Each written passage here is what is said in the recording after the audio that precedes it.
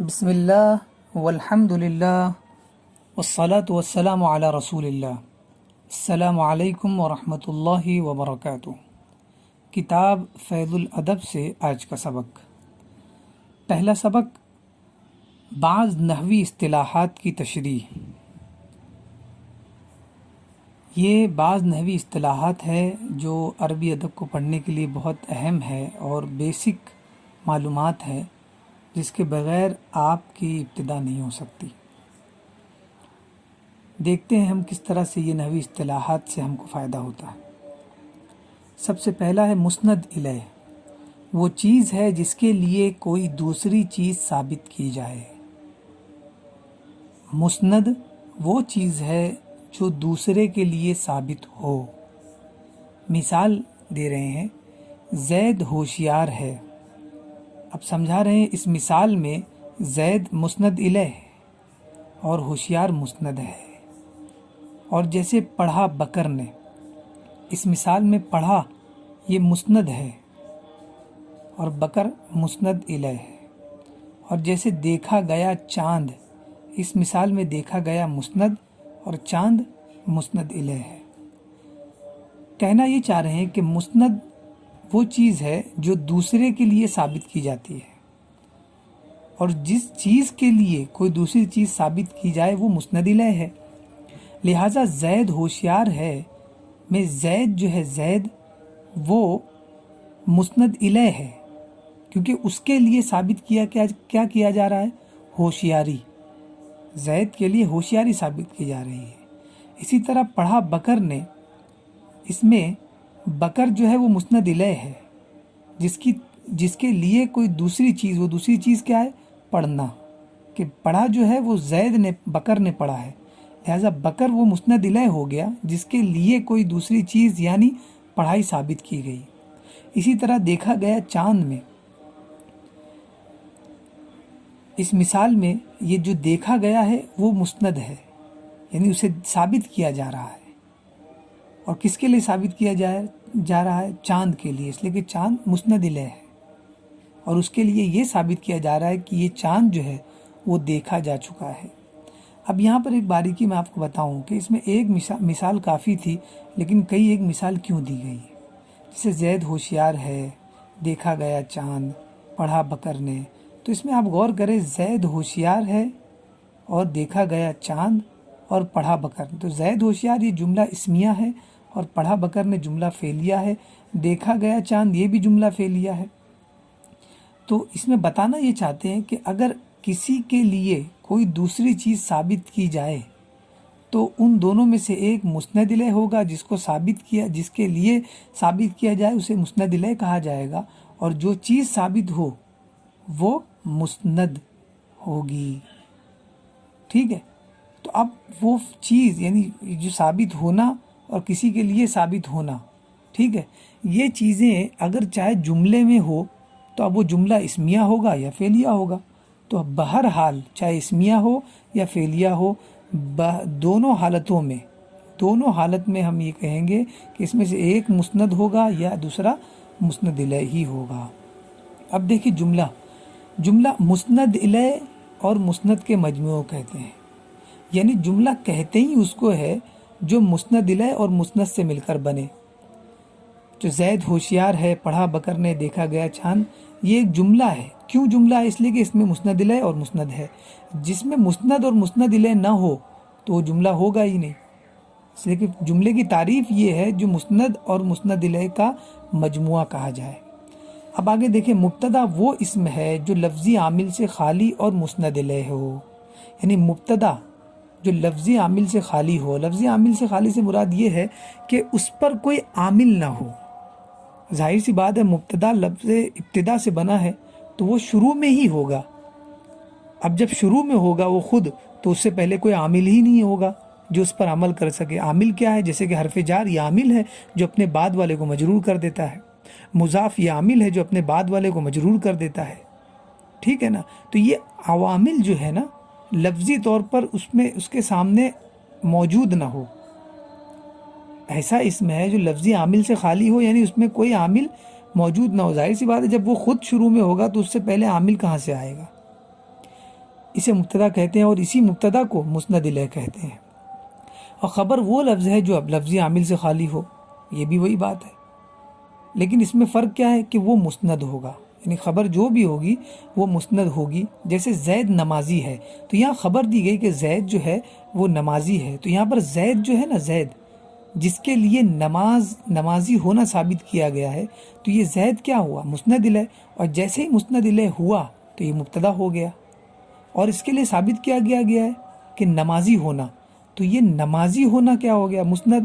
اور وہی مسند جو ہے وہ خبر واقع ہو گیا. اس کی وجہ یہ ہے کہ یہ جملہ اسمیہ ہے، اور جملہ اسمیہ میں جب مسند الیہ پایا جائے گا تو اس میں مسند الیہ جو ہوگا وہ مبتدا ہوگا، اور جو مسند ہوگا وہ خبر ہوگی. اب دیکھیے یہاں سے محل اعراب بتا رہے ہیں. اعراب 3 طرح کے ہوتے ہیں. اب وہ اعراب کیسے کیسے ہوتے ہیں اس کی تفصیل بتا رہے ہیں. سب سے پہلے رفع ہوتا ہے، اور اس کے بعد نصب ہوتا ہے، پھر جر ہوتا ہے. تو جس لفظ پر رفع ہوتا ہے وہ مرفوع کہلاتا ہے، جس لفظ پر نصب ہوتا ہے وہ منصوب کہلاتا ہے، اور جس حرف پر جر ہوتا ہے وہ مجرور کہلاتا ہے. اب یہاں رفع کی مثال رفع کے بارے میں بتا رہے کہ رفع میں کیا کیا چیزیں آتی ہیں. رفع میں کیا کیا چیزیں، ہم سمجھتے ہیں رفع کا مطلب ضمہ، صرف ضمہ رفع کا مطلب نہیں ہوتا ہے. ضمہ جو ہے نا وہ حرکت ہے، اور واو جو ہے وہ بھی حرکت ہے، لیکن وہ کیسی حرکت ہے؟ حرف کے اعتبار سے. حرکتیں 2 طرح کی ہوتی ہیں، ایک اسم کے اعتبار سے، حرف کے اعتبار سے، اور ایک حرکت کے اعتبار سے. یہ اس کی تفصیل میں آپ کو ایک فوٹو کی شکل میں دے رہا ہوں، آپ یہ اس کو غور سے دیکھ لیں. کتاب المدرس سے میں نے اس کا اقتباس نکالا تاکہ آپ کو بآسانی سمجھ میں آ جائے کہ جو حرکتیں 2 طرح کی ہوتی ہے، ایک حرکت جو حرکت سے ہوتی ہے اور ایک جو حروف سے ہوتی ہے. یہ آپ غور کریں. مثال کے طور پر جو میں نے ابھی آپ کو فوٹو سامنے رکھا ہے اس سے آپ دیکھ کر سمجھ سکتے ہیں. اب آگے میں آپ کو بتاؤں کہ رفع کہتے ہیں ضمہ، الف اور واو کو، اور مرفوع وہ اسم ہے جس پر ضمہ یا الف یا واو آئے. جیسے المسلم، اس میں ضمہ ہے. المسلمان، اس میں الف ہے. المسلمون، اس میں کیا ہے؟ واو ہے. ابو زیدن، ابو میں واو ہے. اب یہاں آگے دیکھیں، تنبیہ فرما رہے ہیں. نصب کی طرف جانے سے پہلے یہ تنبیہ پڑھ لیتے ہیں. مرفوع کہلانے والے اسم تو 8 ہیں، یعنی جتنے بھی اسم مرفوع ہوتے ہیں، یعنی جن پر ضمہ، الف اور واو آتا ہے، وہ تو ٹوٹل 8 ہے. لیکن اس کتاب میں ان میں سے صرف 6 اسم کا استعمال کیا گیا ہے. اور وہ 6 اسم کیا ہیں؟ مبتدا، خبر، فاعل، نائب فاعل، انا وغیرہ کی خبر، کانا وغیرہ کا اسم. اب یہاں پر انا اور کانا اگر آپ نے پڑھا ہے تو ٹھیک ہے، اگر نہیں پڑھا ہے تو انشاءاللہ آگے اس کی تفصیل آئے گی، تب آپ کو یہ بات سمجھ میں آ جائے گی. فاعل، نائب فاعل بھی اگر آپ نہیں پڑھے ہیں تو آگے اس کی تفصیل آئے گی، آپ کو سمجھ میں آ جائے گی. لیکن یہاں پر جو چیز آپ کو ابھی آپ نے پڑھی ہے مبتدا خبر خاص طور پر، تو آپ اسے سمجھ لیں. اب آگے دیکھتے ہیں. نصب، نصب کسے کہتے ہیں؟ نصب فتحہ، کسرہ، الف اور یا کو کہتے ہیں. ہم سمجھتے تھے کہ نصب کا مطلب صرف فتحہ ہے، لیکن ایسا نہیں ہے. فتحہ بھی ہوتا ہے اور نصب کسرہ بھی ہوتا ہے، جبکہ ہم کسرہ سے مراد یہ لیتے ہیں مجرور. ایسا نہیں ہے، نصب میں فتحہ بھی آتا ہے، کسرہ بھی آتا ہے، الف بھی اور یا بھی آتا ہے. منصوب وہ اسم ہے جس پر فتحہ یا کسرہ یا الف یا آئے. جیسے المسلمہ، یہ جب منصوب ہوگا، یہ واحد جو ہے مفرد جب منصوب ہوگا تو اس پر فتحہ آ گیا. المسلماتی، یہ جمع ہے، جب جمع واحد مؤنث جو ہے جب جمع مؤنث ہو جاتی ہے تو اور منصوب ہو تب اس پر کسرہ آ جاتا ہے. ابا زیدن، یہاں پر دیکھیے الف آ گیا. یہ اسماء ستہ مکبرہ میں سے ایک ہے ابا، تو اس میں الف آ گیا. اب اسماء ستہ مکبرہ وغیرہ کیا ہے تو آپ انشاءاللہ آگے اس کی ڈیٹیل پڑھیں گے. یہاں ایک سرسری طور پر آپ کو بیسک گرامر کے حوالے سے بتایا جا رہا ہے. المسلمین، دیکھیے اس میں یا آ گیا. المسلمین یعنی یہ مسلمان تھا تثنیہ، جب تثنیہ حالت نصبی میں ہوگا تو اس کے اوپر اس کی علامت کیا ہو جائے گی؟ یا ہو جائے گی، منصوب کی علامت. المسلمین. اس کے بعد المسلمین، یہ کیا تھا؟ المسلمون، جمع مذکر سالم تھا، لیکن جیسے ہی منصوب ہوا تو اس میں بھی یا آ گئی. ان دونوں میں فرق کیا ہے؟ دونوں میں اگر یا آ جائے تو فرق کیسے کریں گے؟ تو تثنیہ میں فرق یہ ہے کہ یا ما قبل فتحہ ہوتا ہے اور جمع میں یا ما قبل کسرہ ہوتا ہے، یعنی یا سے پہلے فتحہ اگر ہو تو وہ تثنیہ حالت نصبی میں ہے، اور اگر یا سے پہلے کسرہ ہو تو جمع حالت نصبی میں ہے۔ اس میں منصوب کی تعداد 12 ہے، یعنی وہ اسماء جو منصوب ہوتے ہیں وہ 12 ہیں، مگر اس کتاب میں ان میں سے صرف 8 استعمال کیے گئے ہیں، اور وہ یہ ہے مفعول بہ، مفعول فی، مفعول مطلق، مفعول لہو، حال، تمیز، انا وغیرہ کا اسم، کانا وغیرہ کی خبر۔ اب یہ ساری چیزیں مفعول، مفعول فی، مفعول مطلق، مفعول لہو، حال، تمیز، انا کا اسم، کانا کی خبر، اب یہ ساری چیزیں اگر آپ کو نہیں پتہ ہے تو انشاءاللہ العزیز اس کتاب میں آگے اس کی ڈیٹیل آنے والی ہے، جہاں پر آپ کو پتہ چل جائے گا۔ جر کسے کہتے ہیں؟ کسرہ کو جر کہتے ہیں، یہ سمجھ میں آتا ہے۔ فتحہ کو جر کہتے ہیں، اللہ اکبر، یعنی جر جو ہے اس کی ایک علامت یہ کہ وہ فتحہ بھی ہوتا ہے اور یا کو بھی کہتے ہیں۔ تو یہ آج پتہ چلا کہ صرف جر کا مطلب کسرہ ہی نہیں ہوتا ہے، بلکہ جر کا مطلب فتحہ بھی ہوتا ہے اور یا بھی ہوتا ہے۔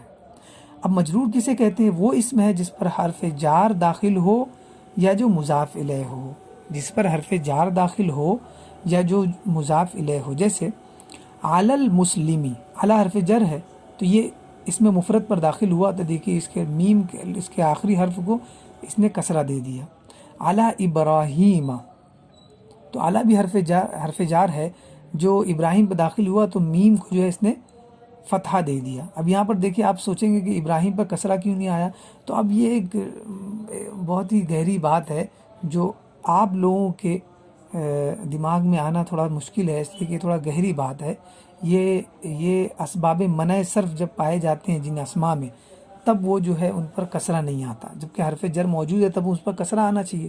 لیکن 9 اسباب میں سے ایک یا کچھ اسباب ایسے ہیں جو ایک ہی 2 اسباب پائے جائے، یا کچھ ایسے اسباب ہے جو ایک ہی ہوتے ہیں جو 2 کے برابر ہوتے ہیں، جب وہ پائے جاتے ہیں کسی اسم میں تو اس پر کسرہ نہیں آتا ہے۔ لہٰذا یہاں کسرہ نہیں آئے گا تو کیا آ گیا؟ یہاں پر فتحہ آ گیا، تو یہ مجرور کی ایک علامت ہوگی۔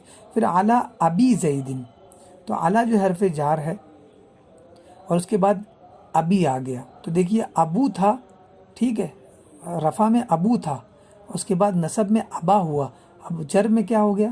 ابی ہو گیا، یعنی یا کے ساتھ۔ تو کسرہ کی مثال علی المسلمی، یا فتحہ کی مثال علی ابراہیم، اور یا کی مثال علی ابی زیدن۔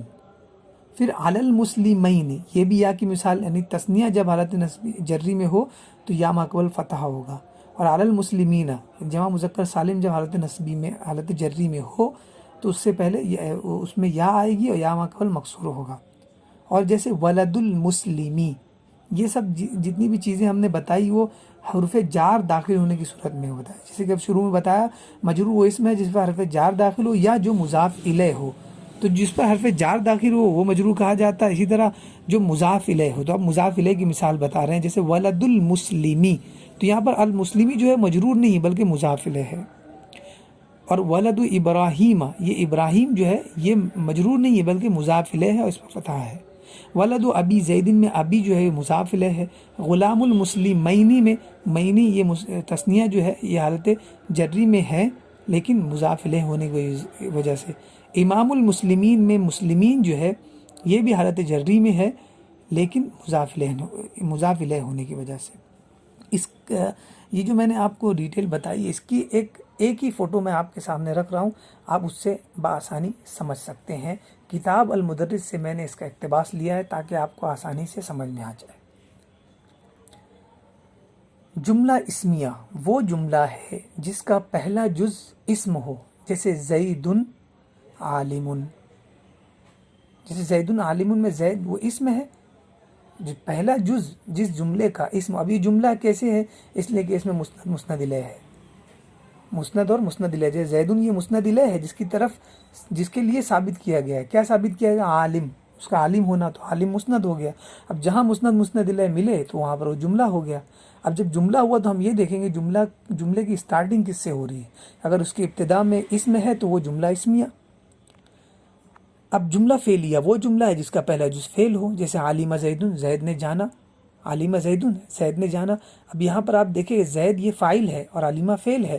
تو بتایا گیا فعل میں کہ جب جملہ فعلیہ ہو تو اس میں جو فاعل یا نائب فاعل ہوگا وہ جو ہے مسند الیہ ہوگا، مسند ہوگا، مسند الیہ ہوگا، جس کی طرف اسناد کی جائے، جس کے لیے ثابت کیا جائے. یہاں پر کیا ثابت کیا جا رہا ہے زید کے لیے؟ علم کا ہونا، یعنی زید نے جان لیا، تو جاننا زید کے لیے ثابت کیا جا رہا ہے. لہٰذا علیمہ جو ہے یہ مسند ہے اور زید مسند الیہ ہے. اور جب مسند الیہ پایا گیا تو یہ جملہ ہو گیا. لیکن جیسے ہی جملہ ہوا تو ہم نے اس کی ابتدا میں دیکھا کہ اس سے پہلے کیا جملہ میں سب سے پہلے کیا وارد ہو رہا ہے، تو دیکھا کہ علیمہ یعنی فعل وارد ہو رہا ہے، لہٰذا اسے جملہ فعلیہ قرار دے دیا. اب یہاں پر ہدایات دیکھیں. جملہ اسمیہ کے اندر جو لفظ مسند الیہ ہو اسے مبتدا اور جو مسند ہوگا اسے خبر کہتے ہیں. بہت آسانی سے یہاں سمجھا دیا. یعنی جب جملہ اسمیہ ہو تو لفظ مسند الیہ، جملہ اسمیہ کے اندر جو لفظ مسند الیہ ہو اسے مبتدا کہیں گے اور جو مسند ہوگا اسے خبر کہیں گے.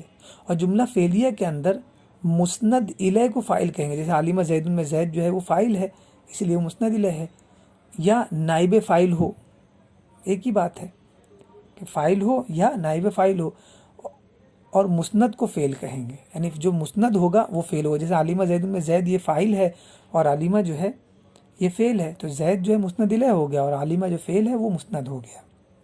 اب یہاں پر کچھ مشقی جملے دے رہے ہیں جسے آپ کو بنا کر لانا ہے. مندرجہ ذیل جملوں میں مسند الیہ اور مسند کو پہچان کر مبتدا، خبر، فعل، فاعل اور نائب فاعل بناؤ. یعنی یہ جو نیچے جملے دیے گئے ہیں اس کے اندر بتایا کہ مسند الیہ کون ہے اور مسند کون ہے، اسے پہچانیں. اس کے بعد مبتدا، خبر، فعل، فاعل اور نائب فاعل بتاؤ اس میں کہ یہ کیا بن رہا ہے. جیسے اللہ، میں ایک مثال دے رہا ہوں، اللہ یکتا ہے. تو اب یہ جملہ کون سا ہے؟ جملہ اسمیہ ہے یا فعلیہ ہے؟ جب اسمیہ فکس ہو گیا، جب جملہ اسمیہ فکس ہو گیا تو اب اس میں بتائیے کہ اس میں مبتدا کون ہے، خبر کون ہے. اور جب مبتدا خبر پتہ چل گیا تو اب آپ یہ بتائیے کہ اس میں مسند الیہ کون سا ہے اور مسند کون سا ہے. انشاءاللہ اب اگلے نئے سبق کے ساتھ دوبارہ حاضر ہوں گے. آج کے لیے اتنا بس. السلام علیکم ورحمۃ اللہ وبرکاتہ.